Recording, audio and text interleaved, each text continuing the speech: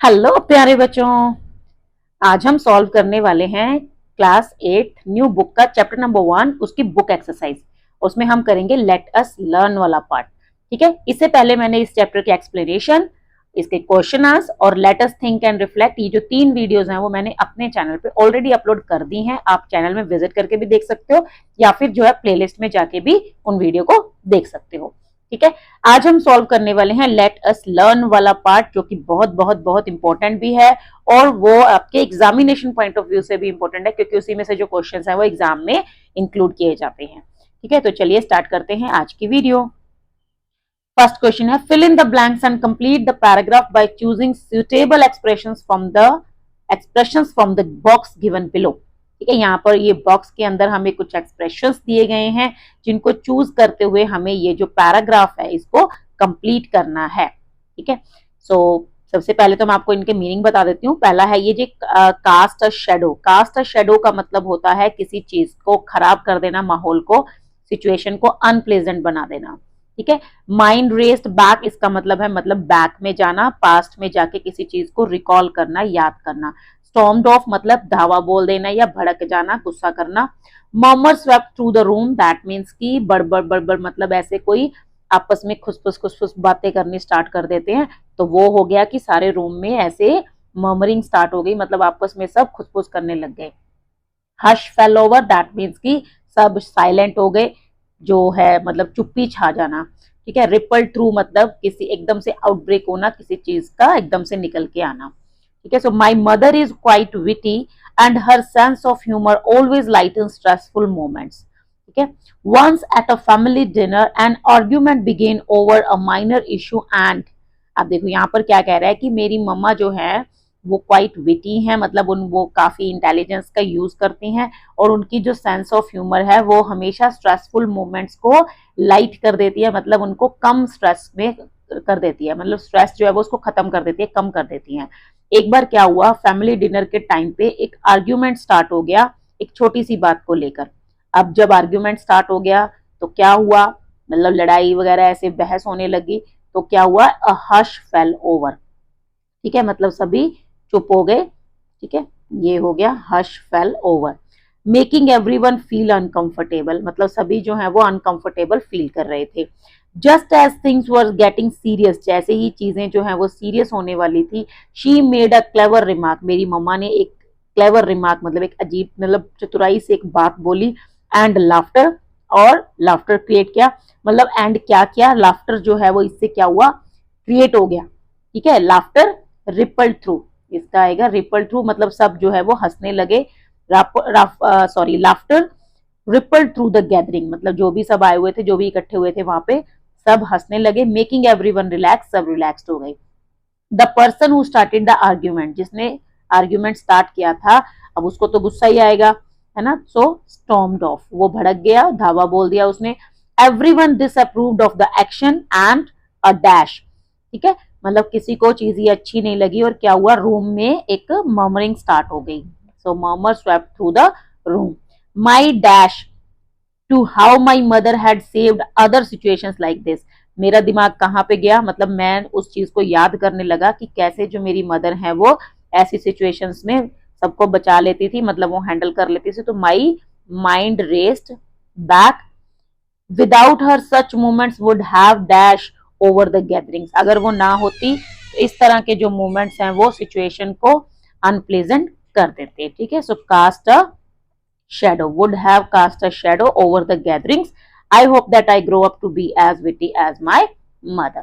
ठीक है, I hope ये आपको समझ आ गया होगा और अच्छे से सॉल्व भी हो गया होगा। अगर आपने ऑलरेडी सॉल्व कर रखा है तो आपने आंसर्स मैच कर लिए होंगे। नेक्स्ट आता है, the writer uses words like road, murmur in the text to indicate the sound produced, मतलब ये जो है ना रोड, मर्मर, विस्पर, ये सब क्या है, ऐसे वर्ड्स हैं जो साउंड को जो है मतलब साउंड से रिलेटेड है। ठीक है, साउंड की अलग अलग फ्रीक्वेंसी के अकॉर्डिंग उनको जो है डिवाइड करते हैं अलग अलग कैटेगरीज में। In the text to indicate the sound produce, fill in the blanks with suitable sound words from the box given below. यहाँ पे कुछ बॉक्स में ये जो है कुछ साउंड वर्ड्स दिए गए हैं।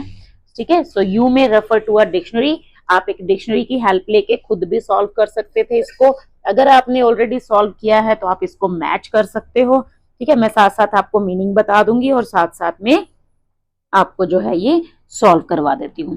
तो फर्स्ट है, as the teacher begin the riddle challenge a dash excitement spread through the classroom, ठीक है। अब देखो यहाँ पर क्या है, as the teacher begin the riddle challenge, जैसे ही टीचर ने पहेली वाला चैलेंज स्टार्ट किया, a dash of excitement spread through the classroom, सारी क्लासरूम के अंदर एक एक्साइटमेंट की वजह से, मतलब एक देखो जैसे टीचर ने एकदम से कुछ अनाउंस किया तो बच्चे जो हैं वो या तो शोर मचाते हैं, ठीक है, जैसे एकदम से एक्साइटमेंट हो गए तो जोर जोर से चिल्लाने लगेंगे, वो नहीं, या फिर क्या होता है बच्चे जो हैं वो आपस में थोड़ी थोड़ी बातें करनी स्टार्ट कर देते हैं धीरे धीरे आवाज में, कि ऐसे शोर भी ना हो और हमारी बातें भी हो जाएं, तो उसको हम क्या कहते हैं, मर्मर।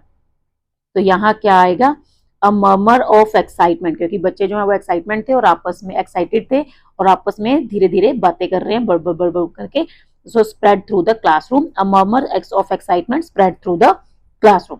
उसके बाद है Anaya, Anaya dash in relief, she loved riddles more than solving mathematics problems. So Anaya dash in relief, that means Anaya sighed in relief, ठीक है। अनाया ने मतलब चैन की सांस ली क्योंकि उसको मैथ्स प्रॉब्लम्स की बजाय रिडल सॉल्व करना ज्यादा अच्छा लगता था। Think carefully, the teacher began to dash as she wrote a riddle on the board.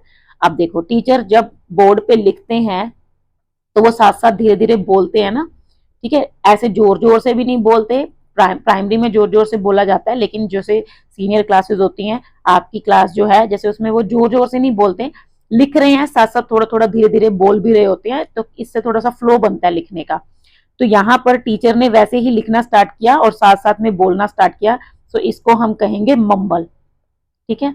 Begin to mumble as she wrote a riddle on the board, मतलब धीरे धीरे बोलना ताकि कोई किसी को सुनाई भी ना दे, लेकिन एक फ्लो बन जाता है बोलते हुए लिखने का, ठीक है।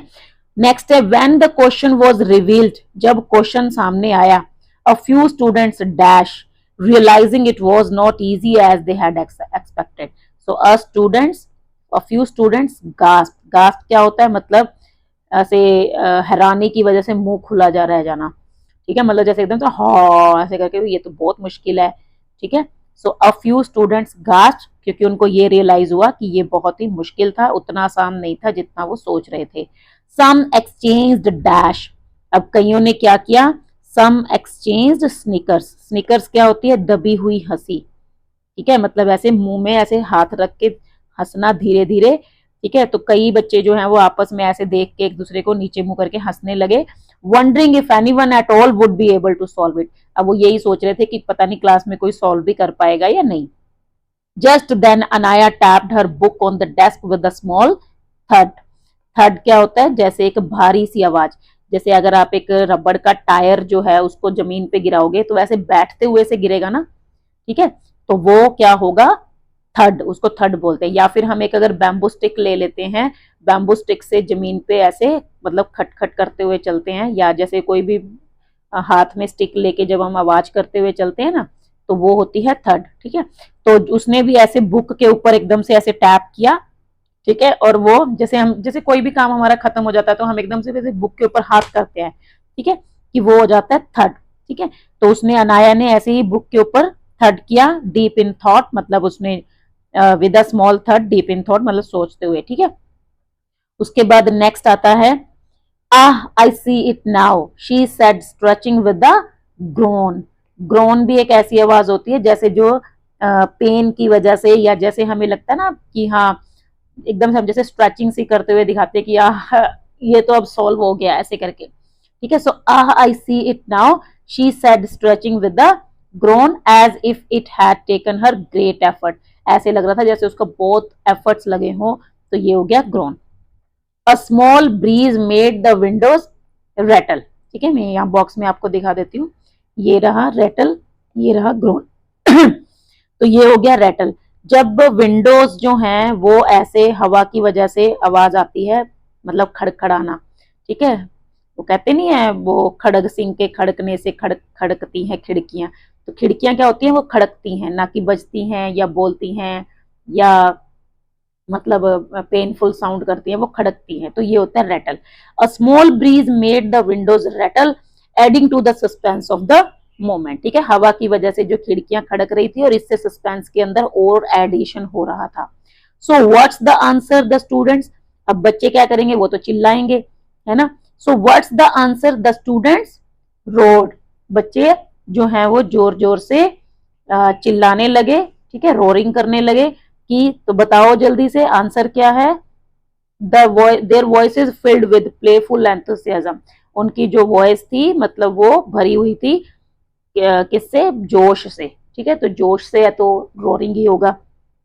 उसके बाद leaning forward with a smile, आगे की तरफ झुकते हुए स्माइल करते हुए अनाया विस्पर्ड, अनाया ने धीरे से बोला, sometimes it the ट्रिकीस्ट questions have the simplest answers, मतलब अनाया ने आगे की तरफ थोड़ा सा ऐसे नीचे, जैसे हम झुक के किसी को बताते हैं ना कि कई बार ना बड़े मुश्किल क्वेश्चन का आसान सा आंसर होता है, ऐसे उसने धीरे से विस्परिंग करते हुए, ठीक है, मतलब फुसफुसाते हुए ये बोला और उसने अपना आंसर दिया। ठीक है, तो ये देखो आप, ये बहुत ही मुश्किल एक्सरसाइज थी क्योंकि हर वर्ड का मीनिंग अलग अलग है लेकिन देखने में सब सेम लगते हैं, जैसे ममर, विस्पर, मम्बल, इनका जो मीनिंग है वो ऑलमोस्ट सेम सा ही है। ठीक है, कि धीरे धीरे बात करना, धीरे धीरे बोलना। उसके अलावा आप देखोगे जैसे विस्पर्ड हो गया या साइड इन रिलीफ हो गया, चलो कुछ तो इजी थे। स्निकर्स, अब स्निकर्स कैसे यूज करेंगे हम कहीं पे, ठीक है, तो ये काफी मुश्किल एक्सरसाइज थी, इसको आप ध्यान से जो है हर वर्ड का मीनिंग ध्यान से देखना और फिर इसको जो है आप दोबारा से ट्राई करना, ठीक है, अच्छे से समझ के मतलब इसको सीखना आप लोग, तभी आपको ये अच्छे से समझ आएगा। और इन्हीं वर्ड से आपको मेक सेंटेंसेस भी आ सकते हैं या सेंटेंस चेंज करके भी फिल इन द ब्लैंक्स जो है वो टीचर आपके एग्जाम में दे सकता है। उसके बाद नेक्स्ट आती है, as you have learn a compound word is form of two और मोर वर्ड्स। ठीक है, कंपाउंड वर्ड क्या होते हैं, जो दो या दो से ज्यादा वर्ड्स को जोड़कर बनते हैं। To create a new word with a distinct meaning, मतलब जैसे देखो बुक, बुक एक वर्ड है और शॉप एक वर्ड है। ठीक है, बुक का मतलब है किताब, शॉप का मतलब है दुकान। बुक शॉप अगर हो जाता है तो वो हो जाता है किताबों की दुकान। तो वही चीज है, जब दो वर्ड्स को हम जोड़ते हैं और उनका मीनिंग अलग हो जाता है, जैसे वेल का मीनिंग अलग है, प्लान का मीनिंग अलग है, तो वेल प्लान्ड। सन का मीनिंग अलग है, लाइट का मीनिंग अलग है और सनलाइट का मीनिंग अलग है। ठीक है, तो ऐसे करके इनको बोलते हैं हम कंपाउंड वर्ड्स। ये तीन टाइप्स के होते हैं, एक तो होता है क्लोज्ड कंपाउंड जिनके अंदर गैप नहीं होता, स्पेस नहीं होता और हाइफन भी यूज नहीं करते, जैसे sunlight, court room. Hyphenated compound जिनके अंदर हाइफन यूज होता है, जैसे वेल और प्लान के बीच में हाइफन है। एंड ओपन कंपाउंड जिसमें दो वर्ड्स यूज होते हैं लेकिन दोनों अलग अलग होते हैं, जैसे बुक शॉप। ठीक है, तो पैडी सीड्स। अब आपको क्या करना है, create new compound words by matching the words in column 1 with column in 2। ठीक है, वर्ड्स इन कॉलम 2, तो आपको ये ऐसे मैच करने हैं। अब देखते हैं कैसे होगा। क्विक, क्विक के साथ क्या लगेगा, अच्छा देखो, अगर आपको इसको खुद से सॉल्व करना है तो आप सबसे पहले क्या किया करो, सबसे पहले जो आपको समझ आ रहा है वो ढूंढ लो। जैसे देखो बुक, अब बुक के साथ तो समझ आ रहा होगा ना कि बुक स्टोर होगा, तो ये आप इसको पहले मैच कर लो। उसके बाद देखो स्काई, स्काई ब्लू कलर होता है, स्काई ब्लू। ठीक है, ये दोनों हो गए। अब देखो अगर आपको कोई और आता है ठीक है, नहीं तो फिर दोबारा से अच्छे से समझो, शुरू करो। डांस, जैसे डांस के साथ देखो, अब डांस के साथ होल्ड लग सकता है, नहीं। Witted, sense, spoken, tempered, hall, yes dance hall हो सकता है ना, डांसिंग वाला हॉल। तो ये हो गया, तो देखो तीन तो सॉल्व हो गए। अब हमारे पास कम बच गए हैं तो हम जल्दी से इनको सॉल्व कर लेंगे। तो अब मैं आपको आंसर्स बता देती हूँ। क्विक, क्विक के साथ लगेगा विटेड। ठीक है, क्विक विटेड मतलब जो बड़ी जल्दी दिमाग का यूज करता है और एकदम से हाजिर जवाबी वाला। सॉफ्ट स्पोकन जो हमेशा आराम से बात करता है। कॉमन सेंस, ये तो सबको पता ही होगा कि तुम्हें कोई कॉमन सेंस नहीं है क्या। उसके बाद है इल टेम्पर्ड जो बहुत जल्दी गुस्सा हो जाता है, और बाकी तो हो ही गए, sky blue and dance hall. ठीक है, तो ऐसे आपको ये जो है मैच करना है। मैं आपको इनके आंसर जो है वैसे साइड में भी लिख देती हूँ अगर किसी को समझ नहीं आ रहा। क्विक के साथ आएगा विटेड, जी। सॉफ्ट के साथ आएगा, सॉरी एक रह गया ना, हाउस होल्ड, ये रहा हाउस होल्ड। ठीक है, हाउस होल्ड, इसके साथ आ गया एच। कॉमन के साथ आ गया सेंस, एफ। सॉफ्ट के साथ आ गया स्पोकन, सी। बुक के साथ उसके सामने वाला ही है E, ill tempered B, sky blue D और डांस हॉल ए। तो ये आपके जो है वो इसके आंसर्स हैं। ठीक है, उसके बाद अब देखो इन्हीं की हेल्प से, ये जो अभी हमने वर्ड्स फ्रेम किए हैं ना, इनको फॉर्म किया है कंपाउंड वर्ड्स को, इन्हीं की हेल्प से हमें ये जो है पैराग्राफ कंप्लीट करना है। Fill in the blanks with the words created in the previous question. जो अभी पिछले क्वेश्चन में हमने वर्ड्स क्रिएट किए हैं उन्हीं की हेल्प से हमें इसको कंप्लीट करना है। तो Ravi was dash always speaking calmly even in arguments. मतलब रवि जो है वो आर्ग्यूमेंट करते हुए भी आराम से बात करता है, तो वो क्या है, सॉफ्ट स्पोकन। ठीक है, so Ravi was soft spoken always. He grew up in a lively. अब वो कैसे माहौल में पैदा हुआ है, मतलब एक जिंदा दिली वाला जो माहौल है, घर है, उसमें पैदा हुआ है। So lively household. Where he learn to handle different personalities. जहां उसने ये सीखा है कि अलग अलग पर्सनैलिटीज को, अलग अलग लोगों को कैसे हैंडल करना है। His friend Arun however was dash and often lost his patience. हालांकि जो उसका फ्रेंड अरुण है वो कैसा है, क्योंकि वो बहुत जल्दी गुस्से में आ जाता है और जल्दी पेशेंस खो देता है, तो इसका मतलब वो क्या है, इल टेम्पर्ड। ठीक है, so he is ill tempered.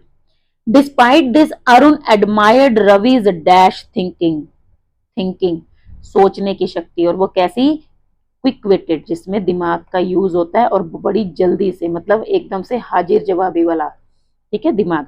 So Arun admired Ravi's quick witted thinking one evening as they pass the dash. एक दिन वो कहां से जा रहे थे, दे सा सम परफॉर्मर्स रशिंग आउट। परफॉर्मर्स मतलब वहां से बाहर आ रहे थे। ठीक है, तो परफॉर्मर्स कहां से निकल रहे होंगे, डांस हॉल से। So they pass the dance hall, they saw some performers rushing out. Ravi noticed that one of them dropped the dash book. ठीक है, उसने, रवि ने क्या नोटिस किया कि किसी की एक बुक गिर गई ऑन द ग्राउंड। कौन सी कलर की, स्काई ब्लू कलर की। So a sky blue book on the ground. Is this yours, he asked. Oh thank you young man, the performer smiled. It's a recent purchase from the dash. अब book है तो कहां से खरीदी होगी, book store. ठीक है, book store round the corner. True to his nature Arun promptly said to Ravi, it's dash that it is not from a bakery but book shop. अब अरुण ने क्या किया, अरुण ने एकदम से रवि को कहा कि ये तो कॉमन सेंस है ना भाई, की बुक से, बुक है तो बुक शॉप से खरीदी होगी, बेकरी से तो नहीं खरीदी होगी। तो यहां आएगा कॉमन सेंस। ठीक है, Ravi smiled and they walked on. अब इसके बाद ये वाली जो एक्सरसाइज है ये आपकी बहुत ही इंपॉर्टेंट और बहुत ही मतलब मुश्किल भी है थोड़ी सी। क्यों, क्योंकि ये जो आपकी एक्सरसाइज है ये रिलेटेड है कंडीशनल से। ठीक है, कंडीशनल जो है वो वैसे मैं 10th क्लास में ही करवाती हूँ। ठीक है, क्योंकि वहां पर जरूरत पड़ती है बच्चों को, तो लेकिन अभी यहाँ पर 8th में ही इंट्रोड्यूस कर दिया गया है। वैसे ये 7th में भी था थोड़ा सा इसका पार्ट। तो ये जो आपकी एक्सरसाइज है ये कंडीशनल से रिलेटेड है। Read the sentence from the text and their explanation given in the table below. अब ये एक्सरसाइज स्टार्ट करने से पहले मैं आपको एक चीज बता देती हूँ, क्योंकि मैंने एक वीडियो ऑलरेडी अपलोड की हुई है जिसमें मैंने कंडीशनल्स जो हैं वो सिखाए हुए हैं, टाइप 0, 1, 2 एंड 3 टाइप। मतलब इसके टोटल 4 टाइप होते हैं, 0, 1, 2 एंड 3। ठीक है, तो उस वीडियो का जो लिंक है वो मैं डिस्क्रिप्शन बॉक्स में पेस्ट कर दूंगी, तो आप वहां पे पहले उस वीडियो को जरूर देख लेना, ताकि आपको वो जब समझ आ जाएगा तो ये वाली एक्सरसाइज आपको इजीली समझ आ जाएगी। थोड़ा सा मैं यहाँ पे भी बता देती हूँ। यहाँ पे देखो क्या है, हमारे पास 3 कॉलम है। पहला कॉलम क्या कहता है, सेंटेंस फ्रॉम द टेक्स्ट। ये हमें टेक्स्ट में से कुछ कॉलम दिए गए हैं, इसका टेंस बताया गया और इसका एक्सप्लेनेशन दी गई है। If you like I will try my best to resolve this matter. अब देखो कंडीशनल्स क्या होते हैं, जैसे कंडीशनल ऐसे सेंटेंस होते हैं जहां पर कोई एक कंडीशन होती है और फिर उसका रिजल्ट दिया जाता है। तो यहाँ पर ये कंडीशन है, इफ यू लाइक, अगर आपको अच्छा लगे तो, I will try my best to resolve this matter, तो उसका रिजल्ट क्या होगा कि मैं इसको बहुत अच्छे से सॉल्व करने की कोशिश करूंगा। तो ये सिंपल प्रेजेंट और प्रेजेंट मॉडल, मतलब सिंपल प्रेजेंट है ये इफ यू लाइक, और विल मॉडल का यूज किया गया, तो ये प्रेजेंट मॉडल है, मतलब विल का यूज किया गया, वुड उसकी पास्ट फॉर्म है। तो the condition in the if clause may और मे नॉट बी फुलफिल्ड। तो ऐसे ये जो कंडीशनल है ये टाइप 1 कंडीशनल है। ये कब यूज होता है, जब ऐसी कंडीशन होती है जहां पर वो कंडीशन पूरी हो भी सकती है और नहीं भी हो सकती। ठीक है, the present tense refers only to a possible future action. और ये जो प्रेजेंट टेंस है वो सिर्फ ये बताता है कि अगर ये कंडीशन पूरी होती है तो ये काम फ्यूचर में हो जाएगा। अगर ये कंडीशन पूरी नहीं होती है तो फिर नहीं होगा। ठीक है, जैसे हम कहें कि if I study I will pass, अगर मैं स्टडी करता हूं तो मैं पास हो जाऊंगा, तो ये हो भी सकता है और नहीं भी हो सकता। ठीक है, तो ये हो गया टाइप 1 कंडीशनल। नेक्स्ट आता है if by chance something were to go wrong. अब यहाँ पर वर है तो ये हो गया simple past. Our families would suffer, अब देखो विल से क्या बन गया, वुड बन गया, तो ये पास्ट मॉडल बन गया। अब ये कंडीशनल जो है ये टाइप 2 कंडीशनल है। ये कब यूज होता है, the condition in the if clause expresses a hypothetical और इमेजिनरी सिचुएशन। ये ऐसी कंडीशन में यूज होता है जहां पे हाइपोथेटिकल और इमेजिनरी सिचुएशंस होती हैं, मतलब ऐसी चीजें होती हैं जो नहीं हो सकती। जैसे if I were the prime minister of India I would, okay, I would remove all the taxes and all that, या फिर I would try my best to provide every facility to the poor people, कुछ भी ऐसा। लेकिन ये जो condition है वो ऐसी है जो हाइपोथेटिकल है, इमेजिनरी है। If I were a fairy, if I were a bird, sorry, if I were a bird, अगर मैं पक्षी होता, ठीक है, तो मैं आसमान में उड़ता, तो ये हो तो नहीं सकता ना। ये जैसे हम कहते हैं ना काश, ये वो काश वाली फीलिंग है कि काश मैं प्राइम मिनिस्टर होता, काश मैं सलमान खान होता, ऐसा कुछ। तो ये जो ऐसी कंडीशंस होती हैं जो फुलफिल नहीं हो सकती हैं, तो इनको हम कहते हैं टाइप 2 कंडीशनल। और इनके अंदर पास्ट टेंस और वुड मॉडल जो है, मतलब वुड जो मॉडल है पास्ट, उसका यूज होता है। उसके बाद नेक्स्ट आप देखोगे इसके अंदर आ गया if I had known, had plus third form. ठीक है, ये हैड प्लस थर्ड फॉर्म है और साथ में आया है I would have chosen, would plus have plus third form. तो ये जो है ये टाइप 3 कंडीशनल है। If I had known this would happen, this would happen, अगर मुझे पता होता कि ये होगा, आई would have chosen another day, तो मैं किसी और दिन को चूज कर लेता। ठीक है, ये है पास्ट परफेक्ट क्योंकि हैड प्लस थर्ड फॉर्म है, और वुड हैव के साथ पास्ट पार्टिसिपल मतलब थर्ड फॉर्म है। ठीक है, वर्ब की third form would plus have plus third form. अब ये किस टाइप की कंडीशन है, the condition in the if clause describes what the speaker would have done if the past situation had been different and it is impossible to rectify it in the present। मतलब ये conditional उस time पे use होता है, उस situation में जब हम टाइम ऑलरेडी निकल चुका है, ठीक है, और पछता रहे होते हैं कि अगर मुझे ये चीज पता होती तो मैंने ये कर लिया होता। ठीक है, तो मतलब अगर मैं पढ़ लिया होता तो मैं पास हो चुका था, मतलब अभी रिजल्ट आ गया। देखो फर्स्ट कंडीशनल में हम क्या कहेंगे, if I study I will pass, मतलब ये भी हो सकता है, पॉसिबिलिटी है फ्यूचर में कि अगर मैं पढ़ता हूं तो मैं पास हो जाऊंगा। ठीक है, मैंने कहा if I study I will pass, अगर मैं पढ़ता हूं तो पास हो जाऊंगा, तो ये तो हो गया कि फ्यूचर में भी चांसेस हैं। इफ आई स्टडीड, ठीक है, if I studied I would पास, तो ये हो गया इमेजिनरी, काश मैंने पढ़ लिया होता तो मैं पास हो गया होता। ये आ गया इफ आई हैड स्टडीड, इसका मतलब ये है कि आपके एग्जाम भी हो गए हैं, रिजल्ट भी आ गया है, अब आप सिर्फ पछता रहे हो, अगर मैंने पढ़ लिया होता तो मैं पास हो गया होता। मतलब अब ये जो है सिचुएशन चेंज नहीं हो सकती। लिखा हुआ है ना, it is impossible to rectify it in the present, कि ये पास्ट में ऑलरेडी हो चुका है, पास्ट में अगर हम चेंज कर देते तो सिचुएशन चेंज हो जाती, लेकिन अब तो प्रेजेंट में आ गया, अब रिजल्ट आ चुका है, एंड हो चुका है हर चीज का, अब जो है इम्पॉसिबल है उस चीज को चेंज करना। तो ये है टाइप 1, 2 और 3 कंडीशनल्स। इसको अगर आपको और डीपली देखना है तो आप वो वीडियो जो मैंने डिस्क्रिप्शन बॉक्स में लिंक दिया है उसको पहले देखिए, फिर आपको ये अच्छे से समझ आ जाएंगे। उसमें मैंने जो 0 टाइप कंडीशनल है वो भी बताया है। ठीक है, तो वो आप वीडियो देख के कंडीशनल्स अच्छे से सीख सकते हो, और मैं कोशिश करूंगी फ्यूचर में भी कोई वीडियो कंडीशनल से रिलेटेड अपलोड कर दूंगी। अब देखो in sentence 1 if you like that is the subordinate clause. अब ये क्लाउज, अब ये जो होते हैं ना, ये इफ वाले पार्ट जो डिपेंडेंट होते हैं इनको कहते हैं इफ क्लाउज कहते हैं, या फिर सबऑर्डिनेट क्लाउज कहते हैं। एंड जो दूसरा पार्ट होता है I will try my best to resolve this matter, ये क्या है, ये मेन क्लाउज है। मतलब इसका जो मीनिंग, मतलब इन दोनों का मीनिंग जो है वो एक दूसरे के ऊपर डिपेंड करता है। ये जो मेन क्लाउज है इसको अगर हम अलग कर दे तो इसका एक अपना मीनिंग है, I will try my best to resolve this matter.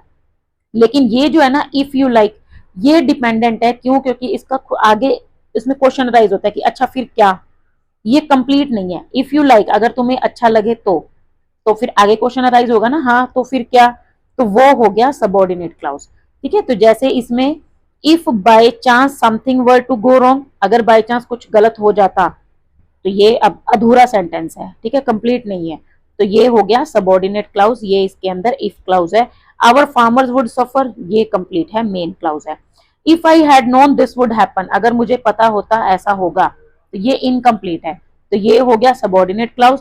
I would have chosen another day, मैं किसी और दिन चूज कर लेता, दैट इज कंप्लीट सेंटेंस। अगर हम इसका ये वाला पार्ट साथ में ना भी देखें तो भी इसका एक अपना मीनिंग है। ठीक है, तो ये है मेन क्लाउज। तो अभी आपको क्या करना है, identify the subordinate and main clause in the sentence 2 and 3। तो वही इफ वाला पार्ट जो है वो सबऑर्डिनेट क्लाउज है, और जो बाकी बच गया कॉमा के बाद वाला वो है मेन क्लाउज। ठीक है, तो ये एक्सरसाइज तो आपकी हो गई।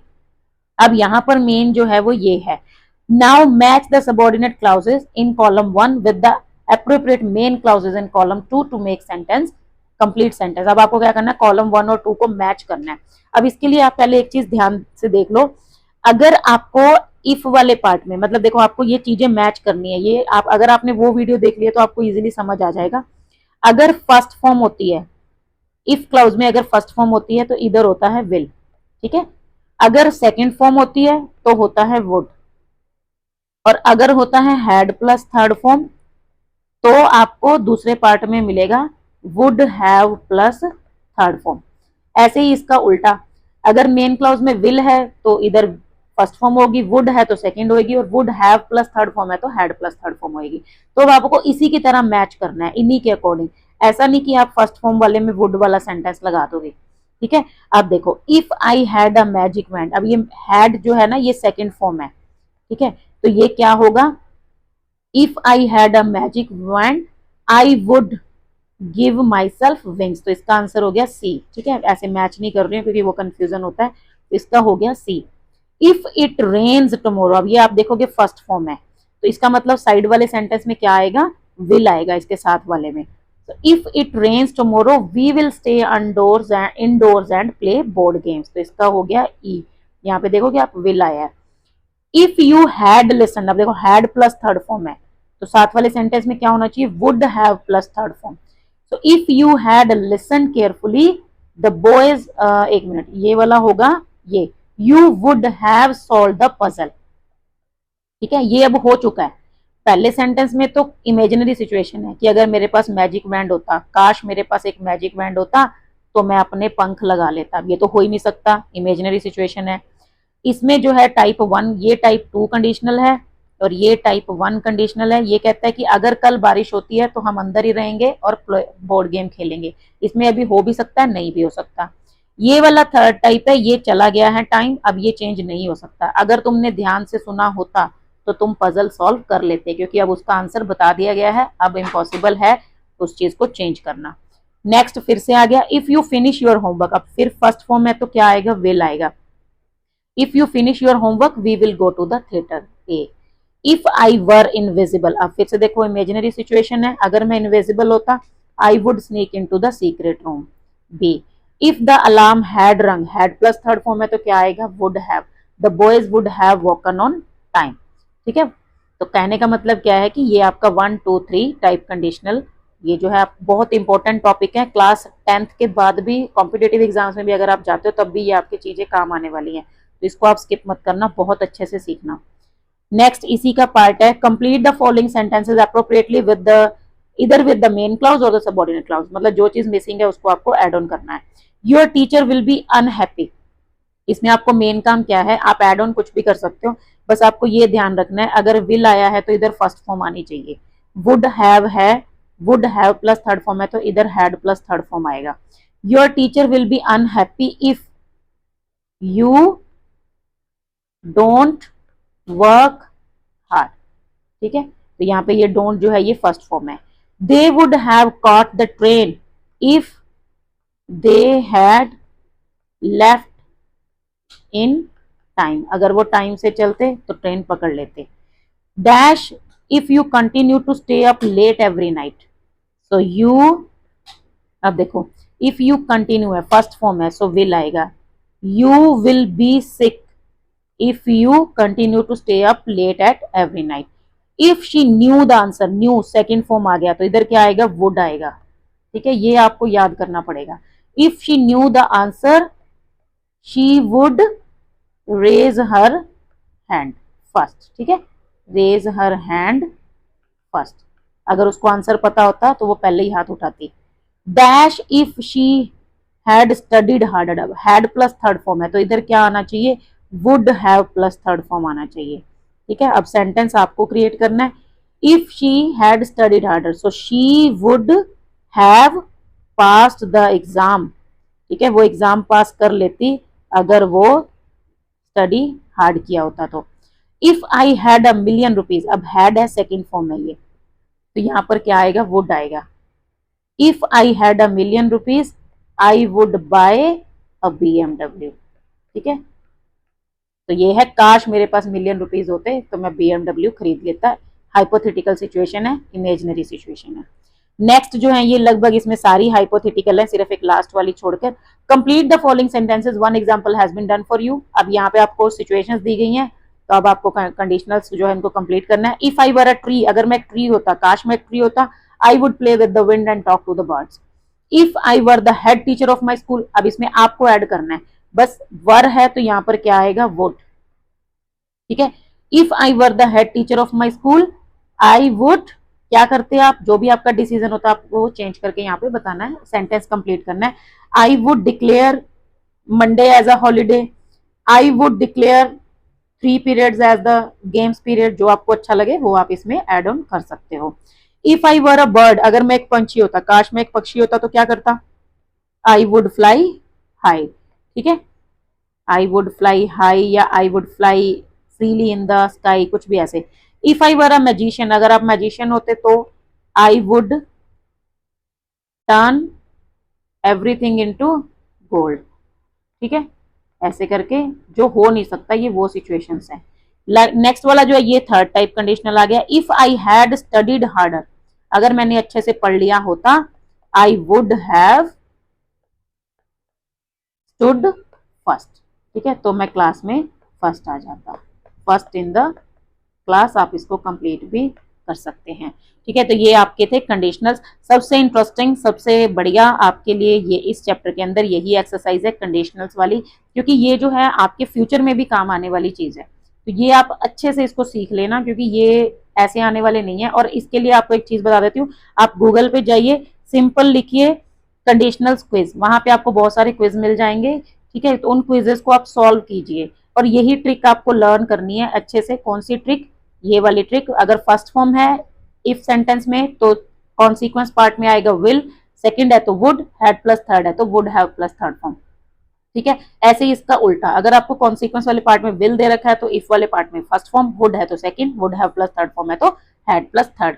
जिसने ये याद कर लिया, और इसके अलावा ये तो देखो एक ट्रिक है जस्ट कुछ सेंटेंसेस में जो काम करती है, लेकिन अगर आपको ये चीज अच्छे से समझ आ गई कि कंडीशनल जो है वो टाइप 1 क्या होता है, 2 क्या होता है, 3 क्या होता है, फिर आप इजीली हर टाइप का जो सेंटेंस है उसको आप सॉल्व कर पाएंगे। ठीक है, और ये आपके बहुत काम आने वाली चीज है। तो आज की वीडियो में तो हम इतना ही करेंगे, क्योंकि अदरवाइज फिर वीडियो बहुत लंबी हो जाती है। इसके बाद जो नेक्स्ट वीडियो आएगी उसमें हम इस चैप्टर को बिल्कुल कंप्लीट कर लेंगे। Let us listen, let us speak, let us explore, जो भी बच गया है लेट अस राइट, वो सारा हम कंप्लीट कर देंगे। ठीक है, तो आज के लिए बस इतना ही, मिलते हैं नेक्स्ट वीडियो में। तब तक के लिए thank you, bye, take care.